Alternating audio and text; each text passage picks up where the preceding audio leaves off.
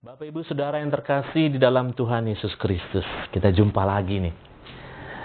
Kali ini perjumpaan kita tidak bertatap muka secara langsung, tetapi kita tetap bisa mendengar firman Tuhan dari tempat ini maupun dari tempat Bapak Ibu di rumah masing-masing. Dalam ibadah keluarga saat ini, khotbahnya kita lakukan dengan cara seperti ini.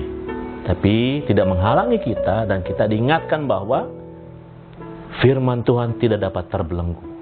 Apapun bisa dilakukan karena Tuhan akan menyertai kita lewat pemberitaan firman Tuhan hari ini. Memang pada saat ini kita sedikit berbeda karena kita, persekutuan kita, bangsa kita, bahkan dunia saat ini sedang menghadapi wabah virus corona. Luar biasa. Jumlah pasiennya pun terus bertambah. Oleh karena itu kadang-kadang virus corona juga menciptakan ketakutan-ketakutan tersendiri. Tapi kalau hari ini kita dengar firman Tuhan, kita mau menyatakan bahwa Tuhan akan selalu bersama dengan kita. Dia tidak akan pernah meninggalkan kita. Betul memang kita beriman kepada Tuhan. Tapi satu sisi kita juga berhikmat kepada Tuhan. Kenapa kita berhikmat? Kita mengikuti anjuran pemerintah, yaitu untuk melaksanakan social distancing. Artinya kita berkegiatan semuanya di rumah. Sekolah dari rumah, bekerja dari rumah, bahkan beribadah dari rumah. Satu sisi kita beriman, tapi satu sisi juga kita senantiasa berhikmat untuk senantiasa menghambat perkembangan dari virus corona. Betul memang ada sebagian hamba-hamba Tuhan yang menyatakan bahwa kita tidak perlu takut menghadapi itu semua. Kita hadapi. Kenyataannya ketika dihadapi mereka kena juga virus corona begitu ya. Oleh karena itu satu sisi kita memang harus beriman, tapi hikmat Tuhan juga menyertai kita gitu loh. Kita mengikuti anjuran pemerintah. Jangan pernah sombong. Walaupun kita beriman kepada Tuhan, tapi kadang kita jatuh dalam kesombongan. Nah, oleh karena itu firman Tuhan hari ini diberi judul hukuman Tuhan atas kesombongan Niniwe. Kalau kita mendengar kata Niniwe atau kota Niniwe atau penduduk Niniwe, maka kita mengingat tentang Nabi Yunus yang diutus oleh Tuhan untuk menyampaikan pertobatan. Kalau mereka bertobat, maka Tuhan akan menghapus atau menghentikan hukuman atas kota Niniwe. Yunus menyampaikan, dan penduduk Niniwe pada saat itu mengambil kesempatan itu untuk bertobat, dan Tuhan memulihkan mereka. Namun dalam perjalanannya, ternyata perkembangan demi perkembangan, kembali Niniwe, ibu kota Asyur, berbuat dosa di hadapan Tuhan. Kembali Tuhan kirimkan Nabi Nahum dalam bacaan kita hari ini untuk menyampaikan nubuatannya tentang kehancuran kota Niniwe. Setelah, kalau saya mencatat, setelah 175 tahun setelah Yunus menyampaikan yang namanya nubuatannya. Oleh karena itu di dalam bacaan kita di ayat 1 sampai dengan ayat 7, orang Niniwe melakukan kejahatan yang besar. Mereka melakukan penjajahan kepada bangsa-bangsa asing dengan licik dan sangat kejam. Ayat 1 menyatakan itu. Celakalah kota penumpah darah itu. Seluruh dusta belaka penuh dengan perampasan dan tidak henti-hentinya penerkaman. Sangat kejam.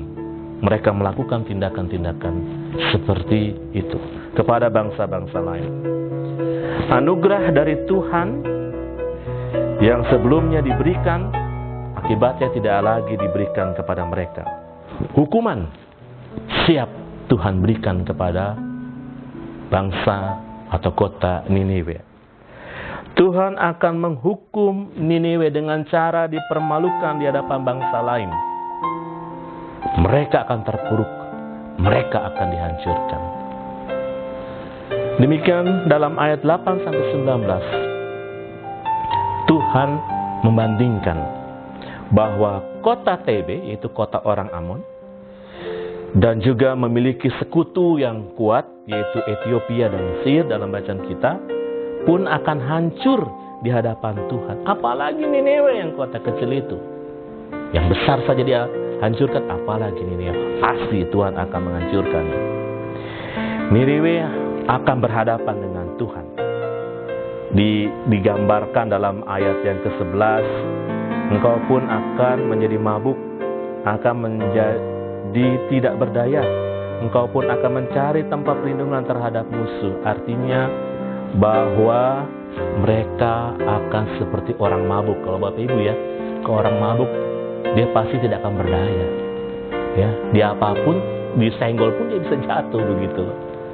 Dan digambarkan lagi seperti pohon buah ara yang sudah matang. Ketika digoyang-goyang, buahnya jatuh. Jadi mau digambarkan Niniwe lemah seperti itu. Lemah seperti orang mabuk, lemah seperti buah ara yang sudah matang, digoyangkan, jatuh. Demikian kejatuhan orang-orang atau penduduk kota Niniwe. Niniwe tidak berdaya dan binasa, dan ini tentunya dinantikan oleh bangsa-bangsa yang lainnya yang telah dijajah oleh mereka, yang telah merasakan kekejaman dari orang Niniwe. Dan mereka, orang-orang Niniwe, akan hancur di hadapan Tuhan. Kesombongan mereka dengan memiliki bangsa yang kuat, dengan pasukan yang kuat, dihancurkan oleh Tuhan. Karena mereka sombong dan tidak lagi takut kepada Tuhan. Nah, Bapak Ibu Saudara yang terkasih dalam Tuhan Yesus Kristus, hari ini kita belajar dua hal. Kita dengan firman Tuhan hari ini. Yang pertama, kita belajar untuk jangan menjadi sombong selama kita itu menjadi manusia. Karena manusia juga diciptakan oleh Tuhan. Kita tidak boleh menjadi sombong di hadapan sesama kita, bahkan juga di hadapan Tuhan yang menciptakan kita. Kadang-kadang kita terjebak dalam kesombongan itu ketika kita memiliki harta yang banyak. Sekali lagi saya sering mengatakan bahwa jadi orang kaya itu nggak masalah gitu loh. Tidak masalah. Tapi yang menjadi masalah adalah ketika dia mempergunakan kekayaan yang adalah berkat dari Tuhan untuk menyombongkan diri. Ingat, kekayaan tidak bisa selalu melindungi kita. Bahkan ketika kita mati pun kekayaan tidak mengikuti kita. Ada orang yang kaya lalu menjadi sombong, tidak berkenan di hadapan Tuhan. Ditambah lagi kadang-kadang kita menjadi sombong ketika kita sudah menjadi orang yang pintar misalnya. Wah, luar biasa ya. S1 lewat, S2 lewat, S3, STL, S-Mambo, semuanya lewat ya. Luar biasa, sombong gitu kadang-kadang kita. Padahal ketika kita sakit, tidak berdaya, ya, kita menjadi tidak berdaya. Orang ambil menjadi mongo-mongo gitu loh.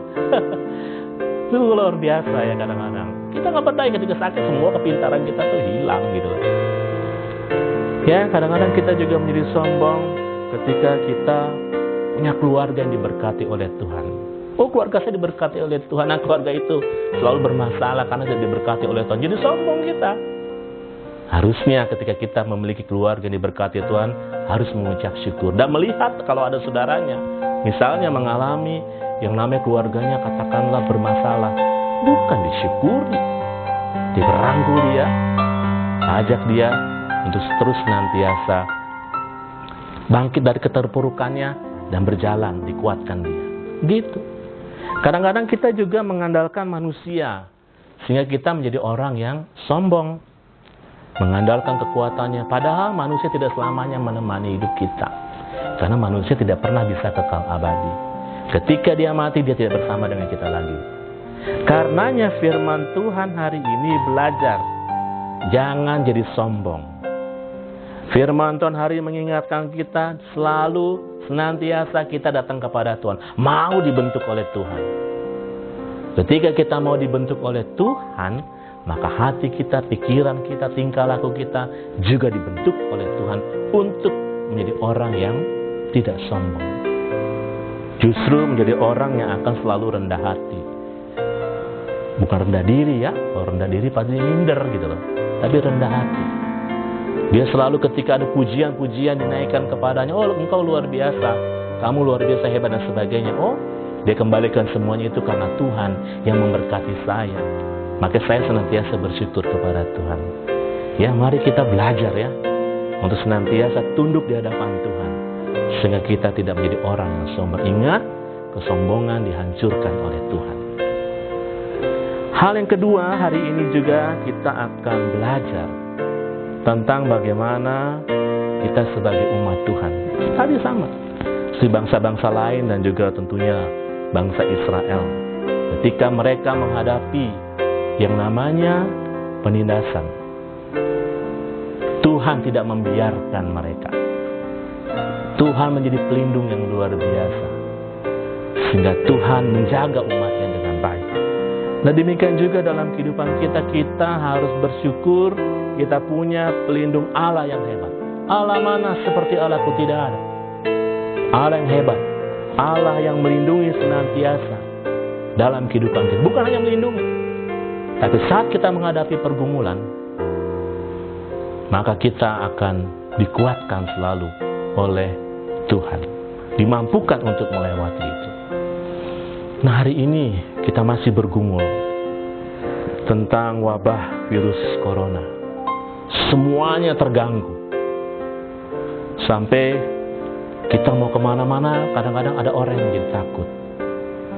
Betul, kita harus melindungi diri kita sesuai anjuran pemerintah. Tapi ada ketakutan-ketakutan yang luar biasa begitu. Sehingga banyak dibicarakan ya. Dibicarakan terutama karena kita nggak ketemu satu dengan yang lain, dibicarakannya di WA gitu ya. WA group dibicarakan ya. Dibicarakan di rumah, dibicarakan juga di gereja, bahkan dalam media sosial pun itu dibicarakan luar biasa. Virus ini harus kita hadapi. Harus kita hadapi dengan iman. Kenapa kita harus hadapi dengan iman? Karena Tuhan yang senantiasa yang kita andalkan menghadapi ini. Tapi juga diberi hikmat. Oleh karena itu kita harus menghadapi dengan hikmat Tuhan, sehingga kita bijaksana juga menghadapi ini. Oleh karena itu jangan pernah takut sebenarnya betul menghadapi virus corona. Sehingga ketakutan itu membuat kita tidak percaya lagi. Mari kita menjadi orang yang bijak juga menghadapi yang namanya virus corona ini. Tentunya kita mengikuti anjuran-anjuran pemerintah untuk menghentikan penyebaran virus corona, untuk tidak bertemu kembali. Tapi hari ini firman Tuhan tetap menjangkau Bapak Ibu Saudara, memberi kekuatan kepada Bapak Ibu Saudara. Jangan pernah takut untuk menghadapi apapun juga, karena Tuhan yang akan menjaga kehidupanmu. Bukan hanya hari ini, tapi sampai selama-lamanya.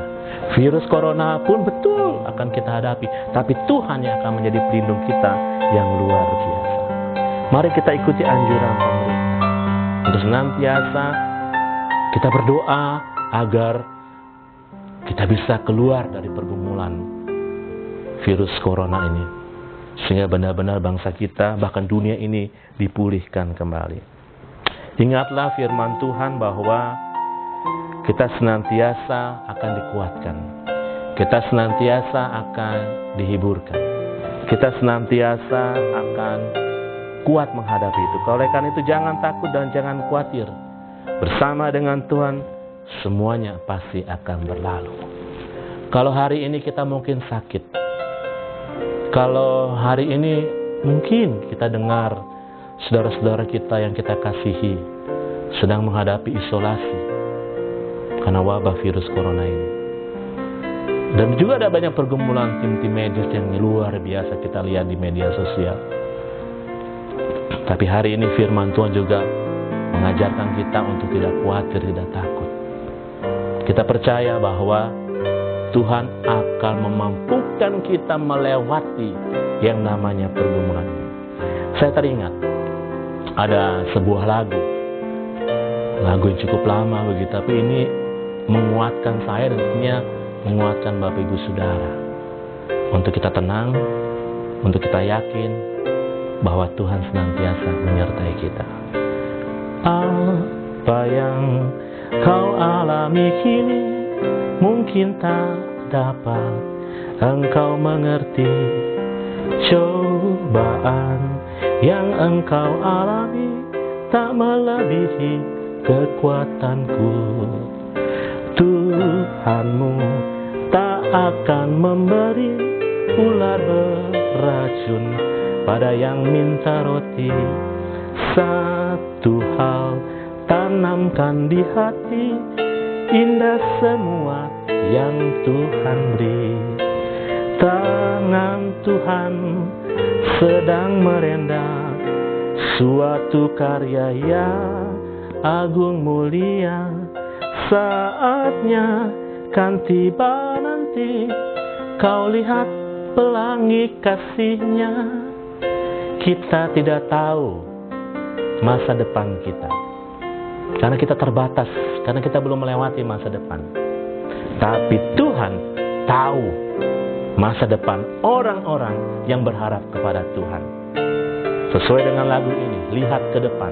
Tuhan akan menciptakan pelangi yang indah, pengharapan yang indah buat kita semua.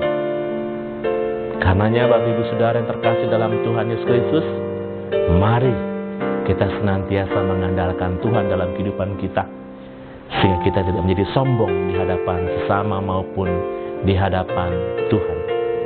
Dan mari kita senantiasa berpengharapan selalu kepada Tuhan. Ke depan, hari ini dan ke depan kita masih menghadapi pergumulan. Tapi ingat, Tuhan tidak pernah meninggalkan kita. Tuhan senantiasa menyertai kita. Bukan hanya hari ini, tapi sampai selamanya. Berharaplah kepada Tuhan. Berdoalah kepada Tuhan. Karena Tuhan akan senantiasa menyertai hidup kita. Tuhan Yesus memberkati kita semua. Amin.